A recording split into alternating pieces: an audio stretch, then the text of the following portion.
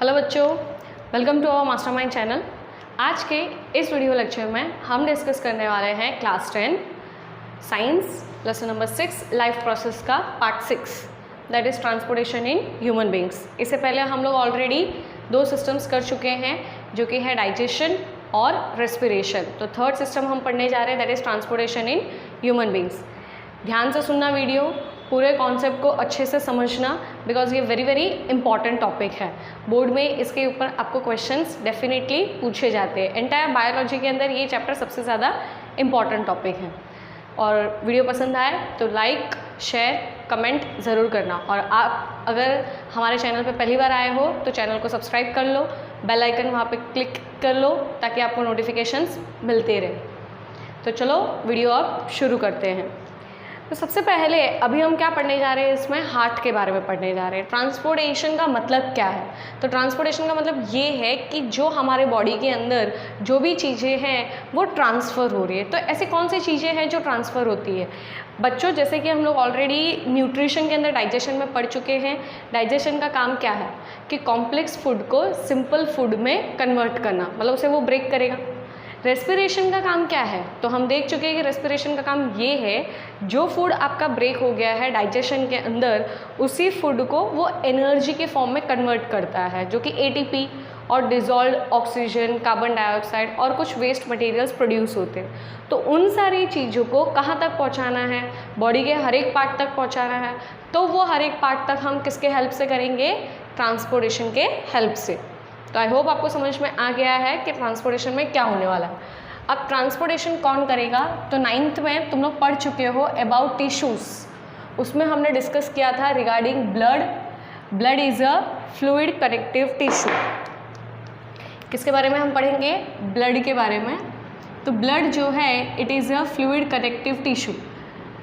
Fluid connective tissue का मतलब क्या है? तो वो लिक्विड फॉर्म में होता है और पूरे आपके बॉडी को वो कनेक्ट करके रखेगा। तो ब्लड के अंदर ऐसे कौन सी चीज़ें हैं? तो ब्लड में ऐसी 2 चीज़ें हैं।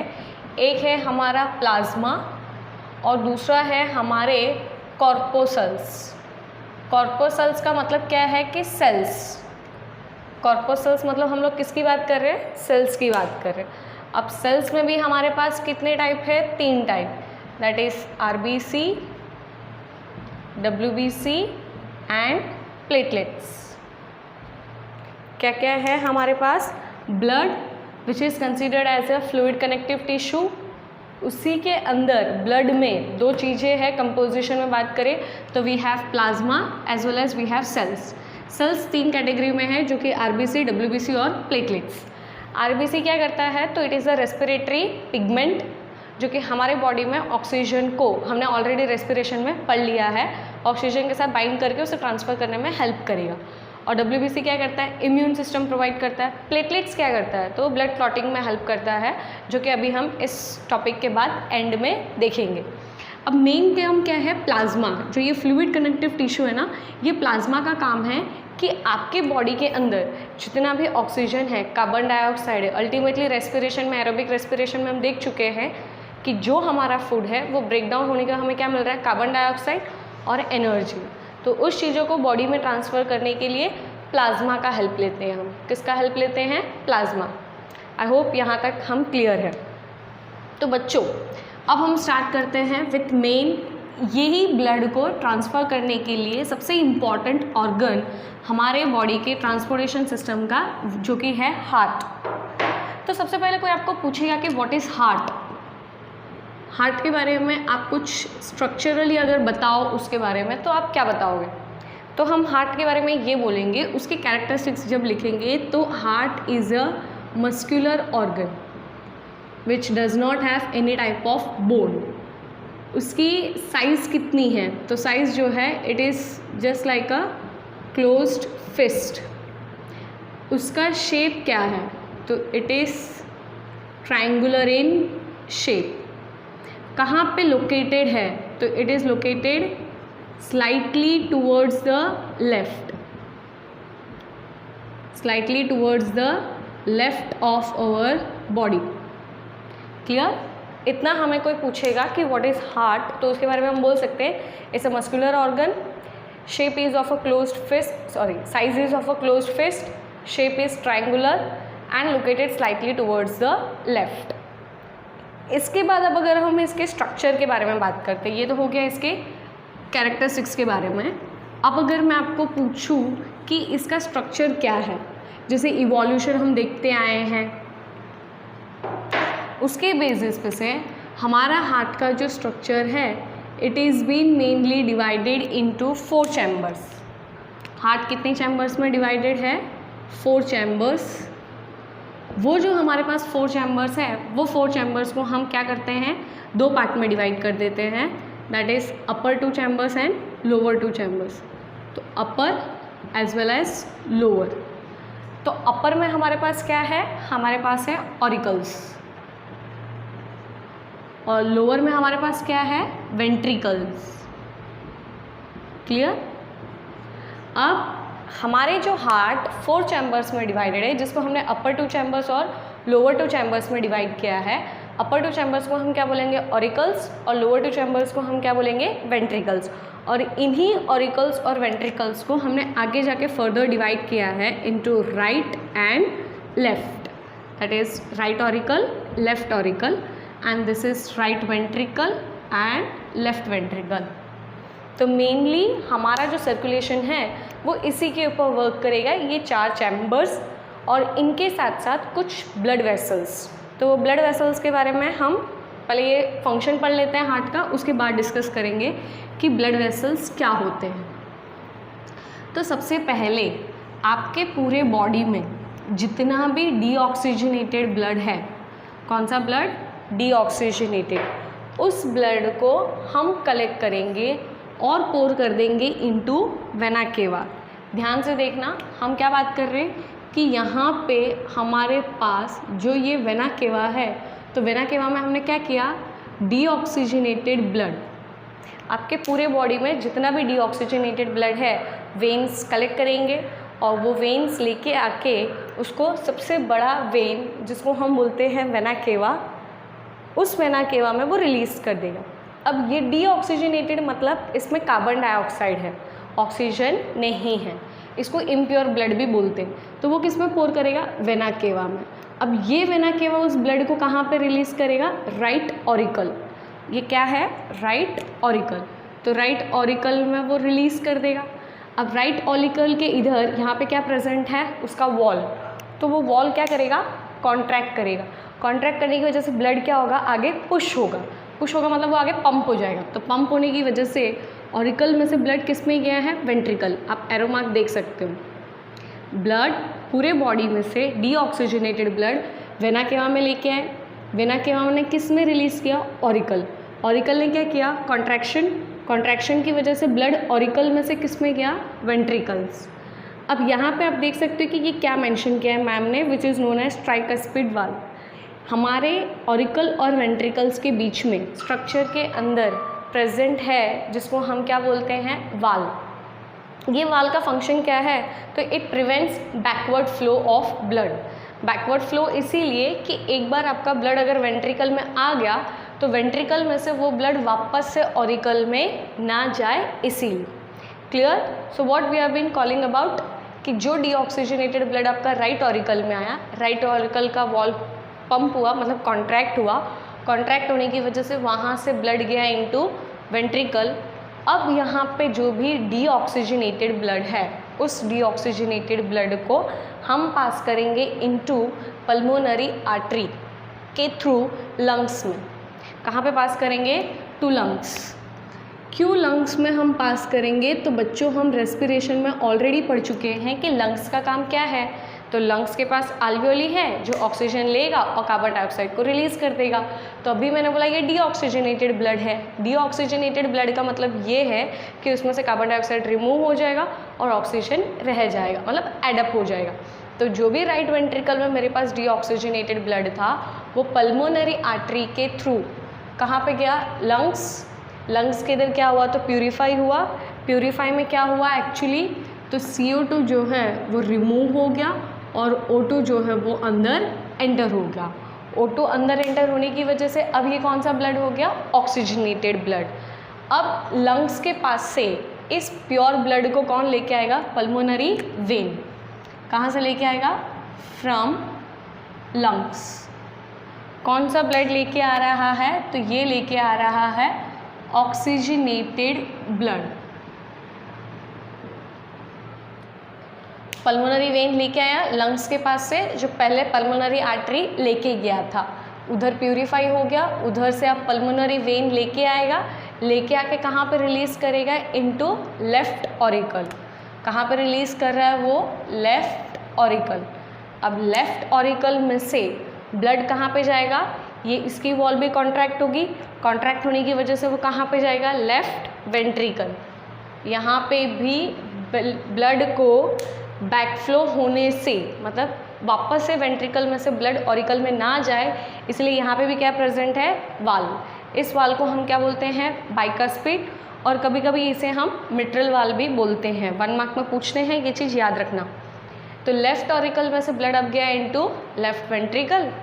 अब लेफ्ट वेंट्रिकल से इस ब्लड को हम पास करेंगे, you can look at the arrow mark, through aorta. Aorta एक सबसे बड़ा लार्जेस्ट आर्टरी है। क्या है ये? It is the largest artery. Aorta से पास होगा। अब यही एओर्टा आगे जाके और फाइन छोटे छोटे आर्टरीज में डिवाइड होगा, जिसको हम बोलते हैं आर्टेरियोल्स।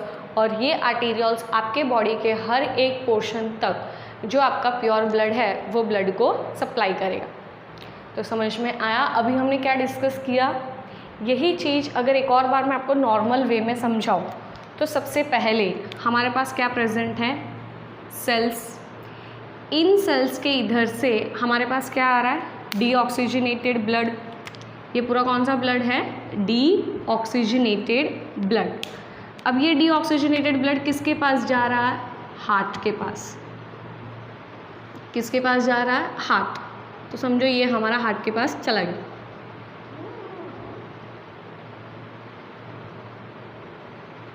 ठीक है। जैसे ही अब ये ब्लड हार्ट के पास जाएगा, कहाँ से? सेल्स से। ये कौन सा ब्लड है? कार्बन डाइऑक्साइड रिच, यानी it is called impure blood.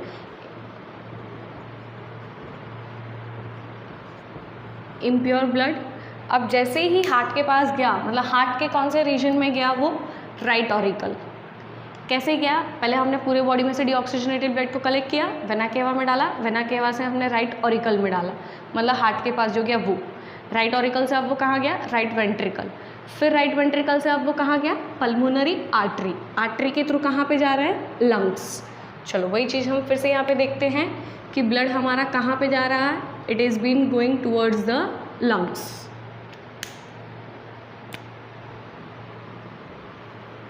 Clear?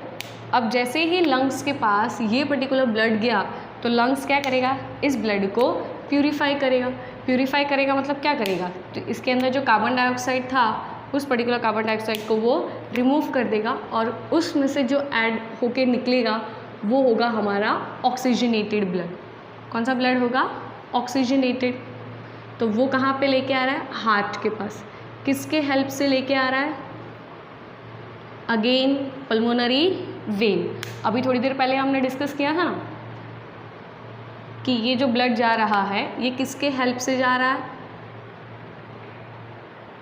यहाँ पे सेल्स में से डीऑक्सीजनेटेड जो कि इम्प्योर ब्लड था वो हार्ट के पास गया, हार्ट में से अब वो कहाँ पे जा रहा है? लंग्स में। लेके कौन गया? Pulmonary artery. फिर लंग्स में प्यूरिफाई हो गया, होने के बाद कौन लेके आएगा? Pulmonary vein. कौन सा ब्लड लेके आ रहा है?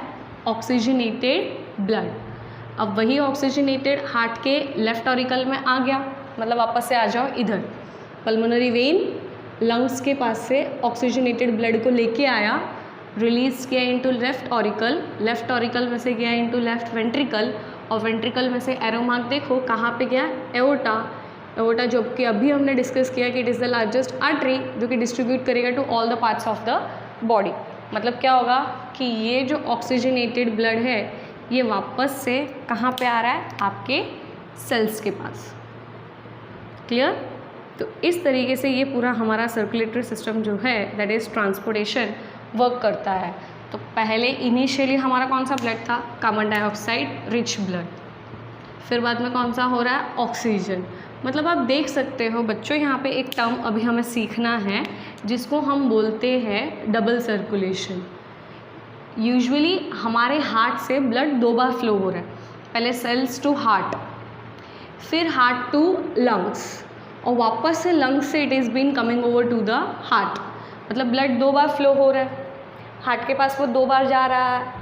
यहाँ पे भी आप देख सकते हो vena cava, auricle, right ventricle, pulmonary artery to the lungs, फिर लंग्स में से पल्मोनरी वेन के through left auricle, left auricle से लेफ्ट वेंट्रिकल, और लेफ्ट वेंट्रिकल से एओर्टा जो कि हार्ट से बाहर। तो हार्ट में 2 बार ब्लड फ्लो हो गया, 2 बार आ रहा है वो, तो इस प्रोसेस को हम बोलते हैं डबल सर्कुलेशन। क्या बोलते हैं? Double circulation. याद रखना, ये क्वेश्चन एग्जाम में पूछते हैं कि व्हाट इज़ डबल सर्कुलेशन। दूसरा एक और इम्पॉर्टेंट चीज़, अभी हमने शुरू किया ये प्रोसेस यहाँ से वेना केवा से, which was having deoxygenated blood. तो बहुत बार बच्चों को कन्फ्यूजन होता है कि इसका मतलब ये है कि पहले पूरा प्रोसेस राइट साइड पे होगा और लंग्स में ब्लड जाने के बाद फिर लेफ़्ट साइड पे होगा। ऐसा नहीं है, दोनों साइड पे, मतलब राइट और लेफ़्ट दोनों जगह पे प्रोसेस साइमल्टेनियसली, मतलब साथ साथ हो रहा है, क्योंकि आपकी बॉडी 24/7 वर्क कर रही है।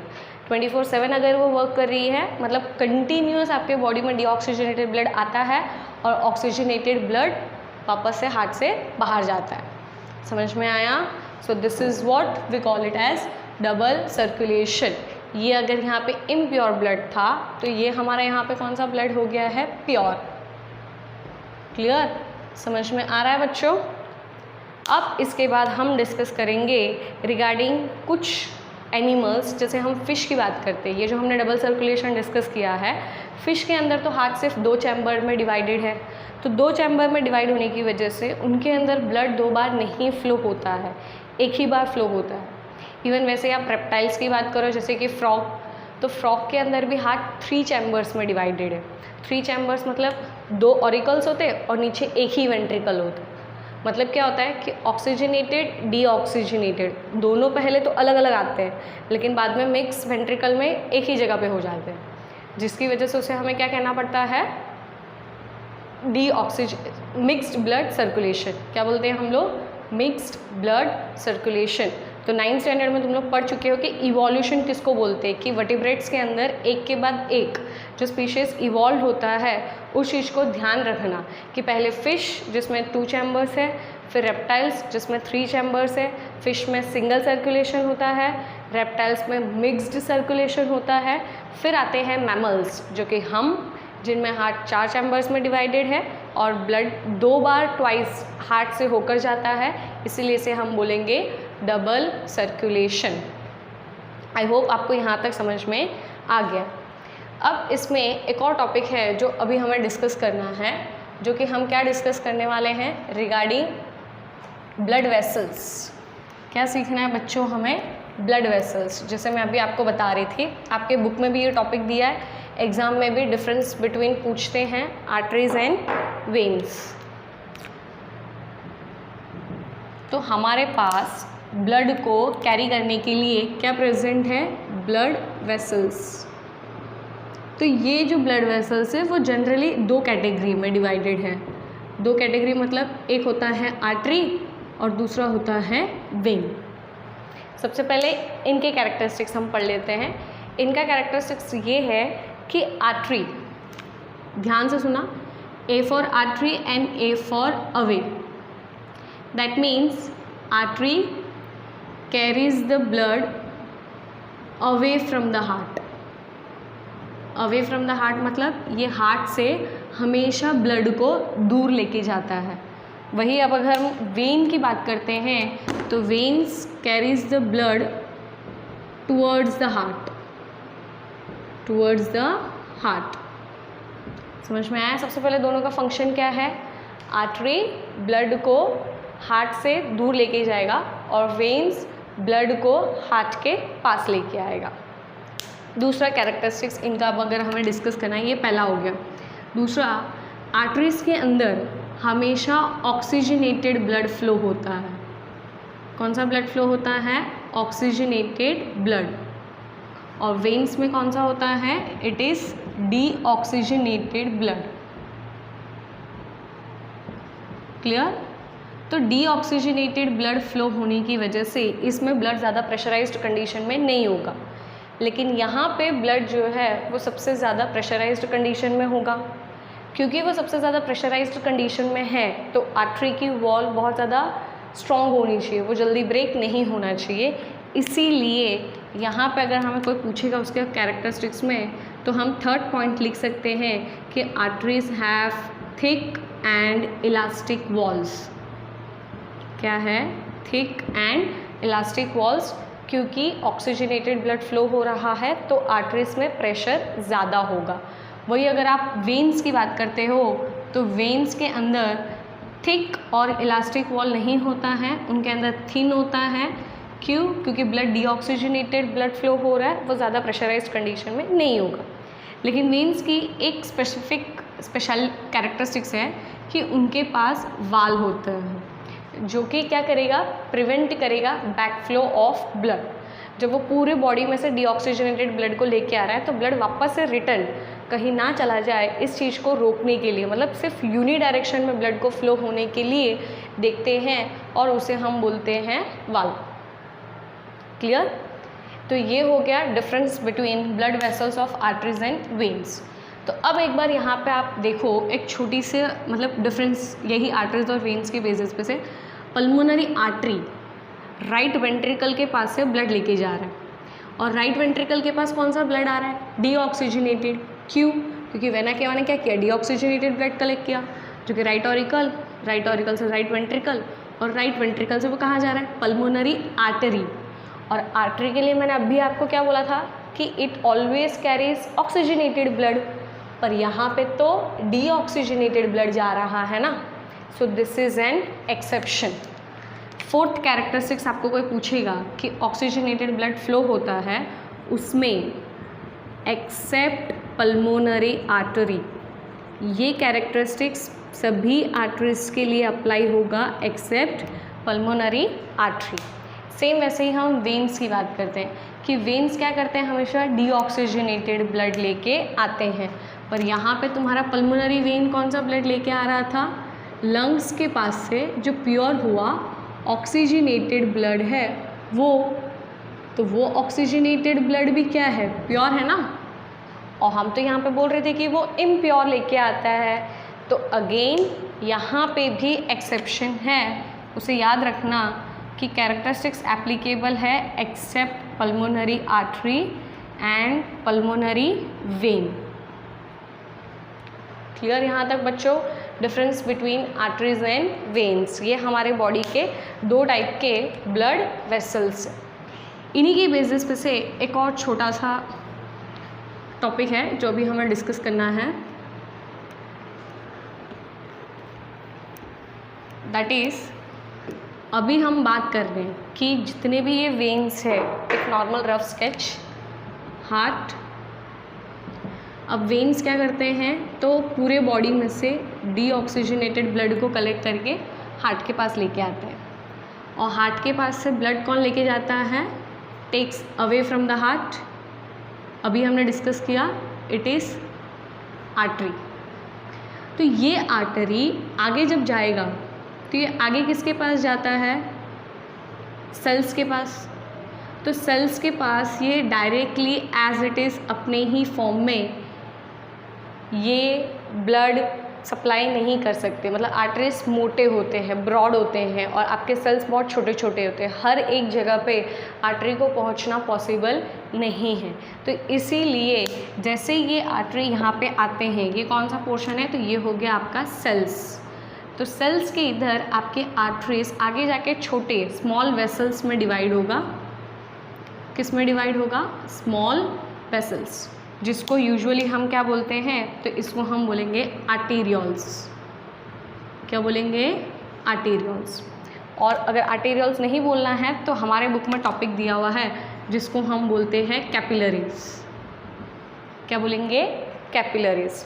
और यही कैपिलरीज जब एक बार सेल्स को जो ब्लड देना है वो ब्लड दे दिया, आगे जाके ये फिर से फ्यूज़ हो जाएंगे। क्यों, क्योंकि सेल से बाहर आ जाएंगे। सेल से बाहर आएंगे मतलब बाकी बॉडी के पार्ट्स को भी उनको चीज़ें प्रोवाइड करनी है। तो जब सेल से बाहर आ जाएंगे तो क्या हो जाएगा, ये वापस से यूनाइट होकर एक बड़ा सा वेन बना देंगे और वो वेन फिर से किसके पास जाएगा, हार्ट के पास, और क्या लेके जाएगा, डीऑक्सीजनेटेड ब्लड। मतलब यहाँ पे हो गया आपका डीऑक्सीजनेटेड इम्प्योर ब्लड जो कि सेल्स में से हमने कलेक्ट किया, लेके गए हार्ट को प्रोवाइड किए, हार्ट के इधर से आर्टरी जो कि प्योर ब्लड लेके आ रहा है और फिर आगे जाके वो डिवाइड हो रहा है इनटू कैपिलरीज और आर्टेरियल्स और प्रोवाइड कर रहा है इनटू सेल्स। मतलब ब्लड कहीं पे भी बाहर नहीं निकल रहा है। इसी सर्कुलेशन को हम बोलते हैं क्लोज्ड सर्कुलेशन।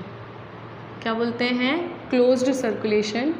ये तुम लोग 9th स्टैंडर्ड में पढ़ चुके हो, ओपन एंड क्लोज्ड, तो आपको पता होना चाहिए।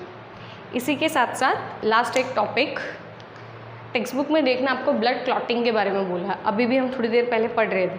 तो ब्लड क्लॉटिंग एक्चुअली क्या होता है कि आपके बॉडी में जो प्लेटलेट्स है, प्लेटलेट सेल्स, ये प्लेटलेट सेल्स क्या करते हैं कि जैसे ही आपके बॉडी पे जितनी भी आर्टरीज एंड वेन्स हैं, अभी हमने पढ़ा कि आर्टरीज के अंदर ऑक्सीजनेटेड ब्लड होता है बहुत ज़्यादा प्रेशराइज्ड कंडीशन में, इसलिए कभी कोई आर्टरी कट होती है तो ब्लड बहुत ज़्यादा फ्लो होने लगता है और वहाँ पे जो प्रेशर है वो प्रेशर तो कम हो जाएगा। तो प्रेशर कम होने की वजह से क्या हो जाएगा, ब्लड कंटिन्यूअस फ्लो होगा। तो उसे हमें क्या करना है, रोकना है। तो रोकने के लिए क्या करेंगे, आपके ब्लड के अंदर जितने भी प्लेटलेट्स हैं वो सारे प्लेटलेट्स कंबाइन हो जाएंगे और वहाँ पे क्लॉट बनाएंगे। क्लॉट इन द सेंस एक घाट टाइप वो लोग बनाएंगे और वो जो प्लेटलेट्स है वो प्लेटलेट्स गार्ड बनाने की वजह से उस पर्टिकुलर पोर्शन पे आ जाएंगे और उस ब्लड को फ्लो होने से रोक देंगे। मतलब उसे हम क्या बोलेंगे, क्लॉट। तो उस प्रोसेस को हम बोलते हैं ब्लड क्लॉटिंग। आई होप आपको वीडियो पसंद आया है। इन केस कोई डाउट हो तो आप कमेंट सेशन में मेंशन कर सकते हो। आज के लिए इतना ही, थैंक यू।